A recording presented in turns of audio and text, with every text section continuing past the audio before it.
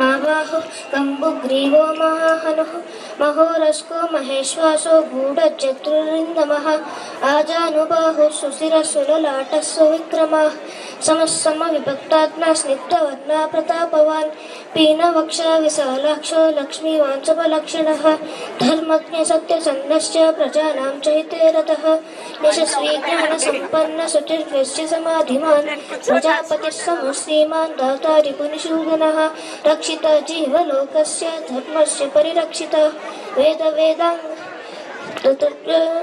धनुर्वेदे च निष्ठिता। ఈ 16 దివ్య గుణాలు పరమేశ్వరునివి.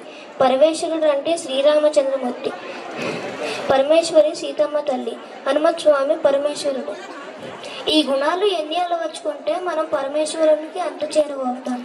ఇక్ష్వాకు వంశ ప్రభవో రామో నామజనేశ్రుతః నియతాత్మా మహావీర్యో ధృతిమాన్ వసి.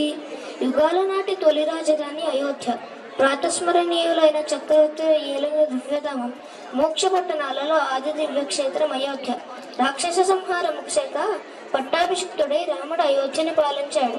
అయోధ్య రామమయంగా ప్రకాశించింది. ముష్కరుల దాడుల చేత ధ్వంసమైనప్పటికీ ఎందరో మహర్షుల సత్సంకల్పం, కొన్ని శతాబ్దాల త్యాగఫలం, కోట్లాది ప్రజల రామభక్తి అచంచలమైన భవ్య మందిరంగా నెలకొంది.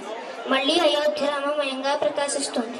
కృష్ణశిలపై రాములల్లా 51 అంగుళాల పొడవుతో 5 ఏళ్ల బాలుడిలా విల్లు బాణం పట్టుకుని శ్రీరామచంద్రమూర్తి దర్శనమిస్తున్నారు.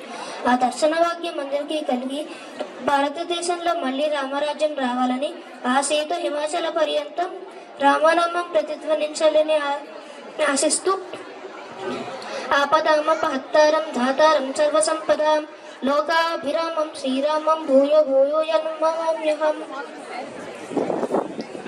శ్రీరామ జయ జయ రామ, శ్రీ హనుమాన్ జయ జయ హనుమాన్.